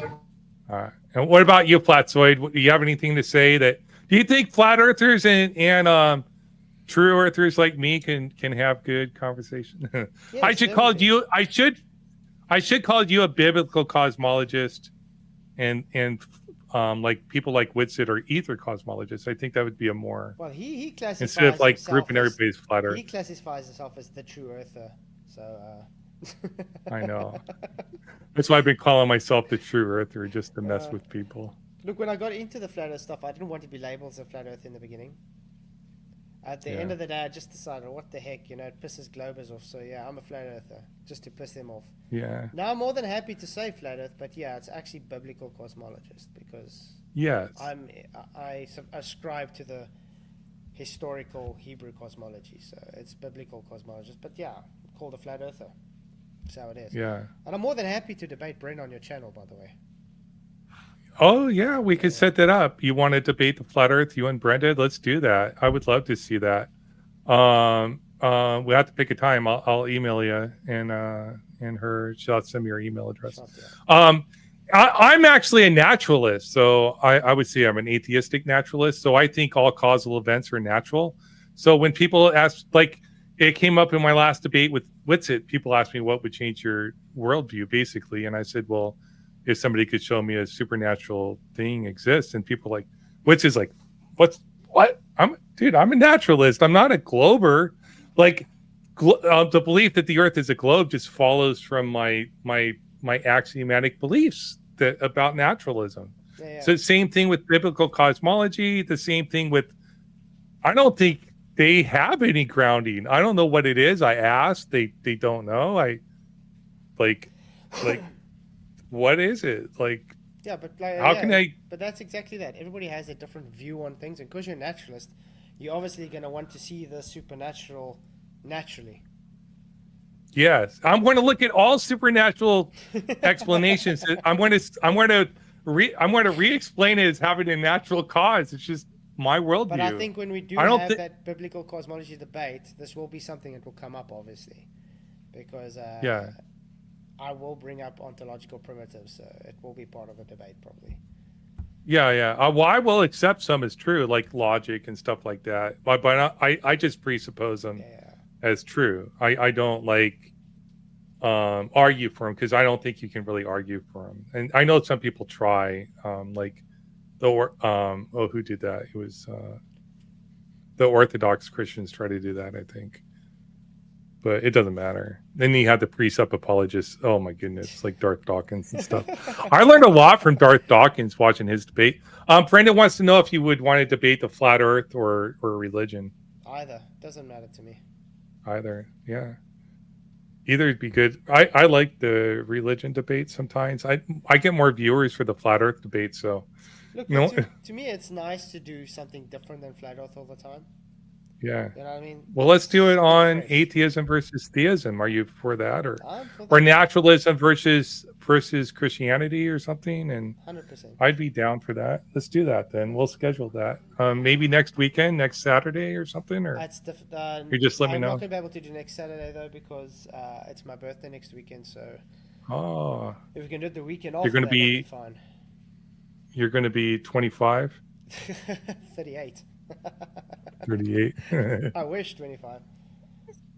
Stephen Jarvis, does Flatsoid know why the USA 2017 went northwest to southeast and the 2024 will travel south? Oh, he's talking about the solar eclipse.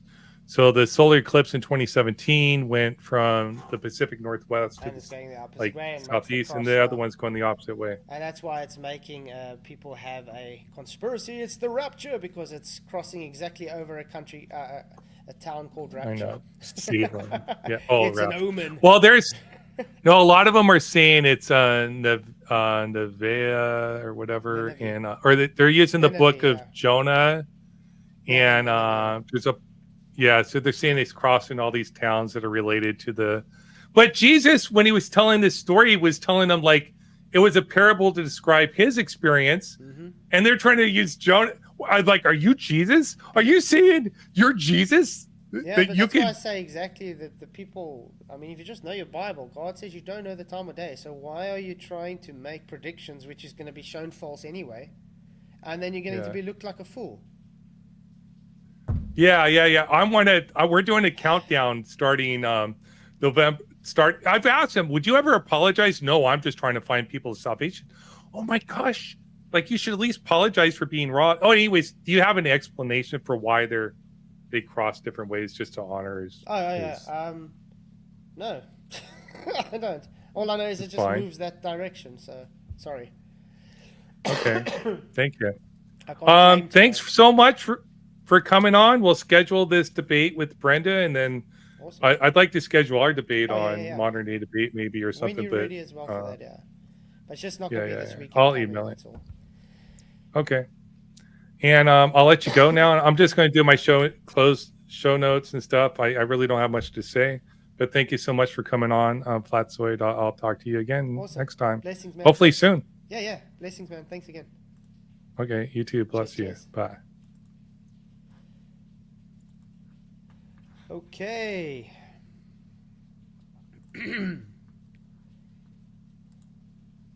Properties. Can you guys hear me? I hope so. I might have to quickly get my...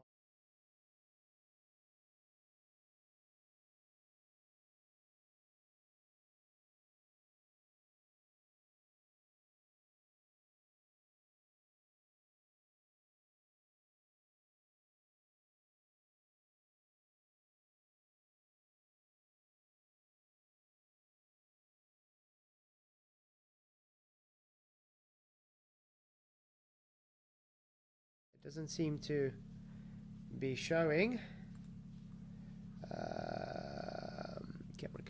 Camera. Sorry guys, I'm trying to look for it. Video camera capture. Okay. Real webcam USB. There we go. Hey. So, I hope it's still showing okay. Is it still... Can you guys hear me? Hello. Okay, you guys should be able to hear me, I think. Sorry guys, I'm trying to look for it. Okay, yes, it sounds working at least. That's good to see you guys. If anybody is in our elements, you are able to come into element and we can discuss that way, I think. It was chill. Definitely chill. Oh, my nose is getting the better of me right now. But it's good to see you guys. Really appreciate everybody here. Let me see if I can get into the live chat here. Join meeting. So I am in the live chat for anybody in Element at everyone.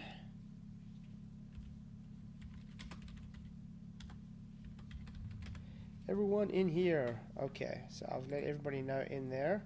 I am here in the element. If anybody wants to pop in quickly for a few minutes to chat, I shall be doing. Well, that was an interesting conversation. It was exciting, let's put it that way. If someone does pop in an element, we are able to see what's going on. Obviously, I didn't really want to read what was going on with the chats there because the people just being kind of mean like the people usually do. And that's about it. What can I say about it other than... Dudes, what's up, PJ? Can you hear me? Yeah, I can hear you, yeah. Your volume has been low all night. I don't know if it's your OBS or if... No, I'm as loud as I could go. Yeah, it was on his side, unfortunately. Yeah. And I couldn't do anything about it. But what Was do it you guys think OBS? about the discussion, though? Yeah, it was good, apart from if you the got volume- Brenda super chat. Right, sorry, that was me. I'm asking Vicky if she's got her volume. It was me. So, Yeah, it was all right. I mean, he doesn't see it. I mean, when he said about the divinity, hey, did you see the Trinity in the Bible, in the Old Testament? Now, I was like, yeah, we do, definitely we do. I was like, I thought he was about to start laughing at it, like, how can anybody see the Trinity in the Old Testament? I see the Trinity in the Old Testament, definitely. Disclord wanted to come in. Well, he can if he wants to. Maybe he has some questions to ask. I don't know.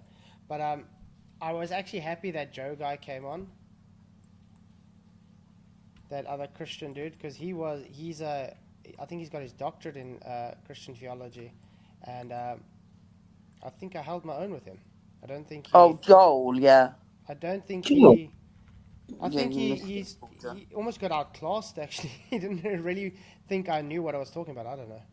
Because I saw I missed that bit. I've never seen a Joel. I was too busy trying to sort out some He looked like he was in a gym. Yeah, he was at work, I think. Or at a gym or Roger something. did Or a at a gym, super chat. Roger did a super chat. Oh, Just super so. chat. I saw a super chat earlier as well. Sorry, let me quickly get to it. Damn fly. You've got Roger, he says, yeah, thank you $2 for your super chat. He says, I believe God is the embodiment of it all. Exactly, I 100% agree. And you've got 2 memberships. And 2 memberships. Yeah, that's what it looks like. Matthew Delgaria and was that not earlier that happened? How come it's still showing me that now? No, that because it was it happened while I was live on the other stream. Okay, so it did happen. All right, so it did happen. Yeah. All right, sorry, I thought it might have happened earlier. But yeah, it was a good discussion. I think that Joe guy didn't expect me to actually know what I'm talking about. He seems like a nice guy. I think I can have a nice conversation with him. See, the problem was their volumes were so high and yours was so low. And there's nothing you could do about it. In OBS, I put my mic as loud as I can. Yeah, that's what I said to Vicky. I said it's either his OBS settings ain't sorted or Ozien's got him turned way down. You know what I mean? So, what's he using? Is he on StreamYard or is he doing OBS and all that? Right. So I haven't got a clue about OBS. I haven't got a clue how that works. Does it just connect to YouTube like restreaming that, or is it totally different? Yeah, you gotta connect it straight, but the settings is the thing that was the problem there. I had to even change my settings and stuff beforehand, just to get the stream to. But at least it worked better than restream. Yeah. So yeah. we'll use it again. I just have to try see if I can get the settings a bit more cleaner. Well, I just did a little test while you were talking, Ozien, that, and I get that little crackling in my video when I share a video in Restream. When I'm making a video, I get a crackling and all that, and a little jumpiness. Well, I tried StreamYard, and it doesn't do that with StreamYard at all. So from now on, I'll do my next live stream on Restream, and then I'll make my videos on StreamYard from now. Yeah, see that. Yeah, because obviously my computer's just not liking restream. It's okay when I'm in yours, but when I'm recording a video or live, I get that choppiness and a bit of. It's not so bad live, but it's more recording a video, you know. Yeah. So, but at least I'm getting the content out of that. But it was a good little talk. It's civil. Yeah, the content got out there. It was a nice discussion. As I said to him, you can't really say he's being dishonest with what you're talking about. No. Because it was just based on people's opinions and beliefs and everything. So we can't say, oh, you're just being dishonest. So. Yeah, was that him trying to set up a debate between you and Brenda? Yeah. Yeah. Because Brenda says, oh, she's going to annihilate me. Flat earthers can't debate. Ooh. Nice. That'll be fun. So is it Ozien that wants to talk to you about a debate on theism and atheism It sounds versus like atheism? that's going to be with Brenda. Oh, Brenda. But You a lot of Brenda at that. But with the debate between myself and Ozien, it's going to be biblical cosmology, which will anyway stem up to naturalism, which is atheism. Versus theism. That's what I said. Yeah. It will come up with ontological primitives and things. So. Right. I actually touched a bit on it tonight, actually. Ozien called himself a true earther. He did. I think it's just to make more fun of Whitsit and that. Whitsit. Yeah. Because they call themselves true earthers instead of flat earthers now, don't they? Yep. Excommunicators and stuff. Yeah, we had a couple of trolls. Us, yeah. We didn't have loads of trolls. I thought we would, but we didn't. But yeah, all the people bad mouthing was in Ozien's chat. So. Yeah, he didn't want his right to say what they were saying, did he? At least he seems civil enough when he's talking, but in a debate, it's completely different. He just lies. Mm-hmm. But yeah, I found it interesting. Yeah, it was good. But I still don't know how someone can take Genesis 1 as allegorical. No, I don't get it. Because the language used in Genesis is a historical account. It's not. Yeah. It's not allegorical language. I mean, it's not full-on logistical, dynamical kind of details. It's like more bullet points of how he did it. You know what I mean? But it's definitely not allegorical. Well, that's what I said. Remember, God spoke to Moses face to face. You know what I mean? So he was physically there by him talking. Cool. Do you not think God, being not a liar, truthful, will tell him, listen here, Moses, don't say this, please. You can't base lies in my word. You ever thought of that? You know what I mean? I think God would have corrected him, just like God would have corrected Joshua when he asked the sun to stop. Did he say something about Jesus being spirit? Who? Because Jesus is not spirit, not the he went to heaven in his immortal flesh. I'm sure. I thought I heard him say. He was trying to make it sound that did he take his? Is he still flesh when going to heaven? Immortal flesh. It's different from our flesh. Different. Yeah, that's what I'm saying. You have a new spiritual being when you go to heaven. Yeah, exactly. But he's not spirit like Holy Spirit or God. I mean, he's different. I mean, he went to heaven with his immortal flesh, so I presume he's going to be like that when he comes back. Yeah. And I don't think I think he said about him coming back in a cloud, that's kind of like allegorical. I think he will come back in a cloud. I said you can take it allegorical if you look at it. It doesn't prove a flat Earth or a globe Earth. I say just based on logistical views. What would be more plausible? Everybody has a vision of him coming at the same time. You know what I mean? So it doesn't really prove a globe Earth or a flat Earth in that manner. No, but, we could have a whole debate just on that one scripture alone. Good. You could. Absolutely. In live chat, there was a man called Josh, and he debated Ozien. Yeah. On tonight's subject, and he said he wants to team up with you. I've put it in live chat. Is this the Josh guy who was Monday Summit? Josh Monday Summit. I think that's the guy that was debated him on Biblical Cosmology a few days ago. Yeah, it is. Oh, So awesome debate there. I subscribe to him and I put his link in Element Live Oh chat. yeah, please do that. Yeah, then I can subscribe. I've done it so Awesome. that you can then see who it Oh, that's was. cool. You didn't tell me that, babe.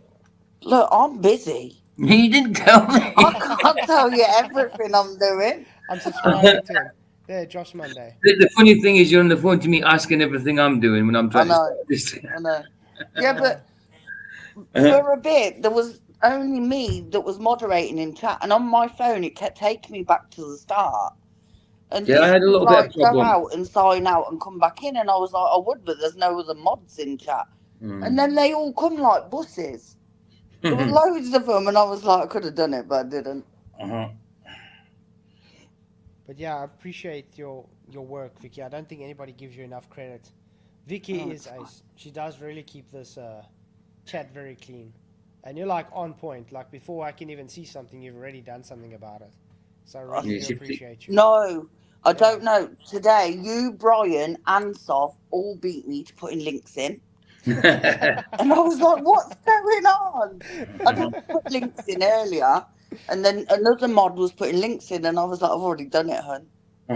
But you see, tonight we didn't really have to concentrate on anything. We were just having fun discussing stuff. So it wasn't, you know. I know, but then you forget what you're doing. And because I'm so used to putting, like, hit the likes and all that in the thing and putting links in, because it went a totally different direction, I started forgetting. And then I was like, oh, crap, I better put this in. But yeah, you really do an awesome job. She does. She's a good moderator. Really. With that. Apart from I ban a lot of people, and they don't Well, like they deserve it. You know. But did you see though? Because on my video, I turned the comments off. Yeah. And they come in your chat and were saying, "Well, turn your public comments on then." And I'm like, no, I've heard enough troll opinions to last me 10 lifetimes. If you think I'm going to sit and watch it on my own channel, you're dreaming. Exactly. Because they're just vile. She keeps my comment section clean as well. Sean and that, I mean, to start off with, I mean, I've only got 80. I've got 80. I've got another subscriber today, so I've got 88 subscribers, right?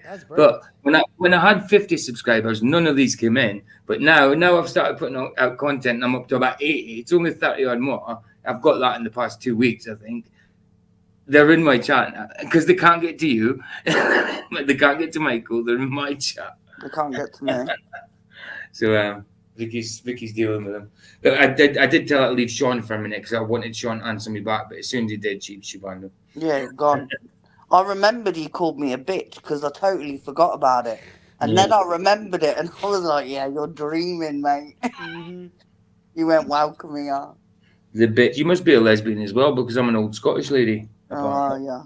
I See how pathetic they are, though. I see Shifty Eye says Flatwood doesn't get many trolls. No, I still do. I just don't approve their comments. Yeah, there is still. I was actually laughing today because I shared Patrick Shank's video today, and he commented back 10 minutes later, "Thanks, Flatwood, for sending all your trolls to me." I think the more you give them attention, the more they come back. Yeah, but even if you don't give them attention, they just create new accounts, try their best. They email me or they Discord message me or they try Skype me or whatever. They try as hard as they can just to get hold of me if I ignore them. It's like they have one managed to break your account, didn't they? Because they took over your channel once, didn't they? You had to get YouTube to give you back. Yeah, one even hacked my channel. Yeah, I remember going on there. And it was streaming live news. I'm like, what's going on? Happy we were able to get the channel back. Yeah, definitely. I have been sharing the link for the backup channel and Fitzoid in chat. I should actually start working the Fitzoid channel again. I just haven't. I've been too busy this last few weeks. And I should actually work on the Fitzoid channel again. It's not like I'm not exercising. I'm still doing my thing, guys. I'm still exercising. Still getting gains. It's just I haven't recorded it. So don't start live streaming. You writing your book. You know what I mean? That's even more. I still got the book as well. I must still finish. But that I do like literally when I have like lunch times and whatever, you know. put a little bit into it. Yeah. So Roger Liddell, thank you very much for your $2 super chat. He says, "Swole Jim got the giant paint job looking good." Yeah. Thank you very much, Roger. You rock. Appreciate all your support, man. Yeah, I'm reading Have the you chat on my phone. noticed? Huh? Have you noticed since we've got rid of most of the trolls, we've had loads of new people come into A chat? lot. My There is a lot of subscriber count people. has gone up exponentially. Yeah. It's a much more pleasurable atmosphere. There's not all this negativity in the comment sections. No.